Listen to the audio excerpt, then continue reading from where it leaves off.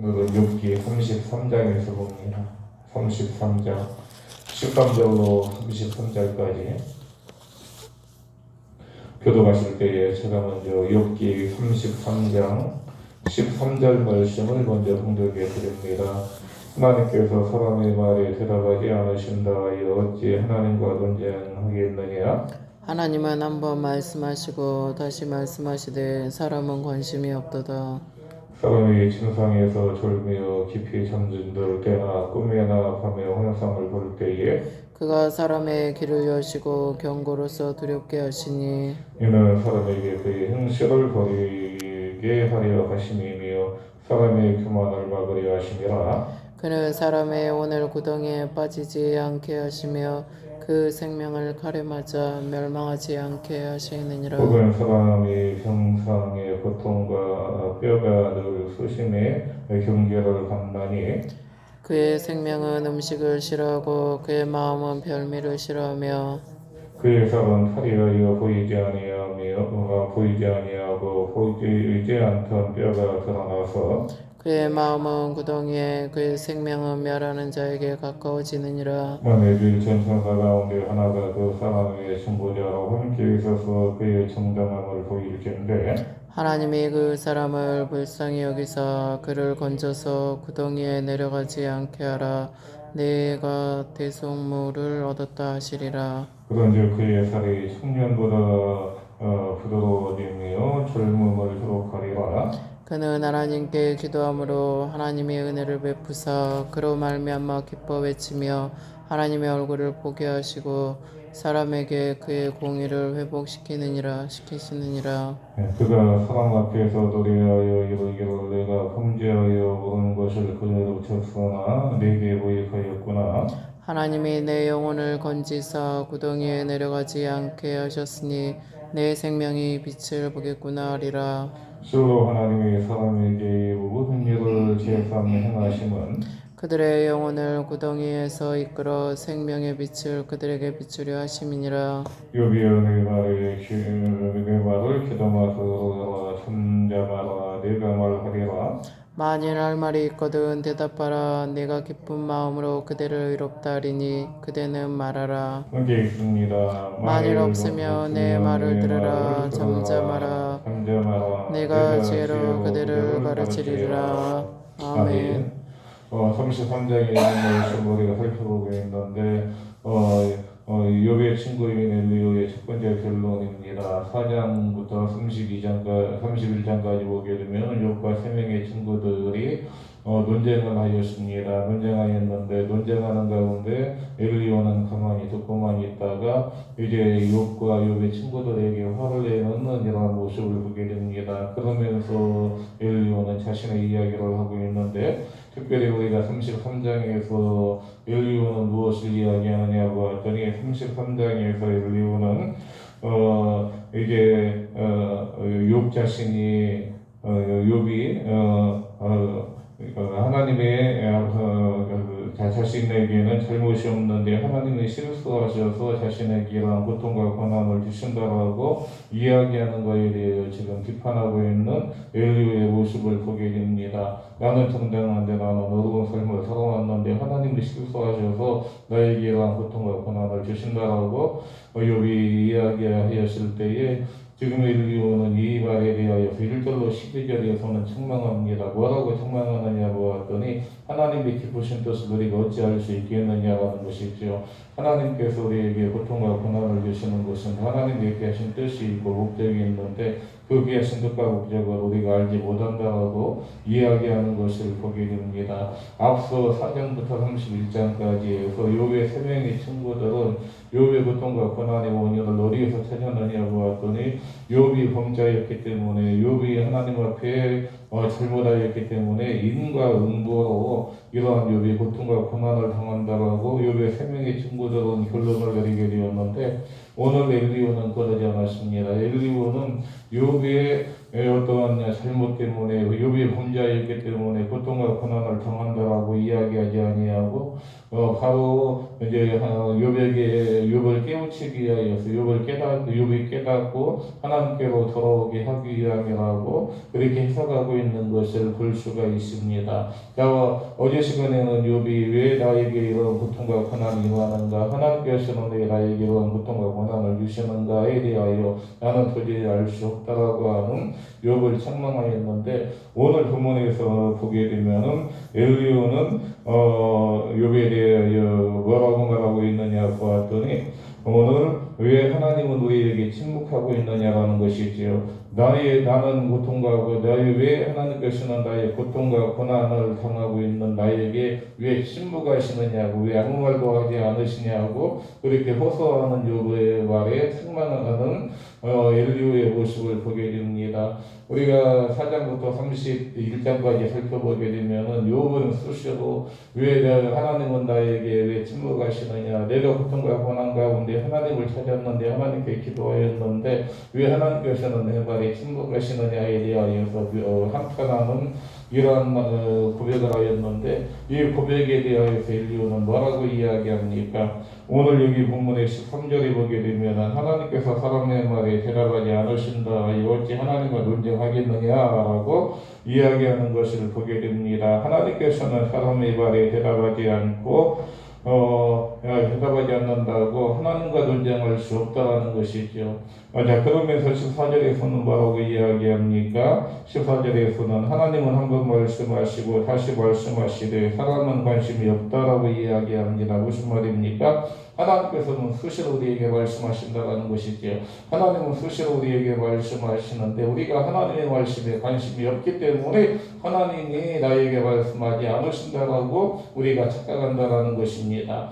그렇다고 하면 하나님이 언제 우리에게 말씀하시느냐 보았더니, 사람이 침상에서 졸며 깊이 잠들 때에 말씀하시고, 꿈이나 밤에 환상을 볼 때에 말씀하시고 말씀하신다라고 그렇게 말씀합니다. 자, 왜 그러면 하나님이 우리에게 말씀하시느냐 보았더니, 하나님이 우리에게 말씀하시는 목적이 무엇이냐 보았더니 17절에 보게 되면은 나쁜 행실을 버리게 하기 위함이었고 사람의 교만을 막기 위하여서 하나님은 우리에게 말씀하신다고 하는 것이죠. 또 18절에 보게 되면은 왜 우리에게 말씀하시느냐, 우리의 영혼을 구덩이에 빠지지 않게 하시고 생명을 칼에 맞아 멸망하지 않게 하시기 위하여서 우리에게 말씀하신다는 것입니다. 그렇습니다. 하나님께서는 날마다 우리에게 말씀하십니다. 나의 삶 가운데 우리에게 말씀하십니다. 내 귀에 들리게 말씀하실 때도 있지만 내 마음에 깨달음을 주시기 위해서도 말씀하시고, 때로는 내 환경 가운데서도 하나님은 우리에게 말씀하신다는 것이죠. 이처럼 하나님은 끊임없이 우리에게 말씀하십니다. 언제 어느 때든지 하나님은 우리에게 말씀하시는 하나님이라는 것이죠. 너는 내게 부르짖으라고 우리에게 말씀합니다. 내가 응답하겠다라고 하나님은 우리에게 약속하고 계십니다.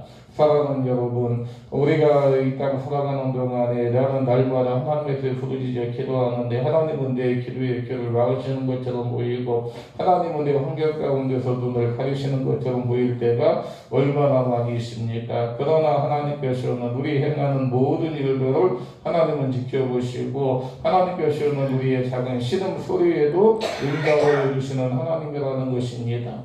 이 하나님을 우리가 믿고 지금도 에게 말씀하시는 하나님의 음성을 날마다 듣고 하나님의 말씀에 순종하는 우리의 신앙과 삶이 되시기를 주님의 이름으로 축원을 드립니다.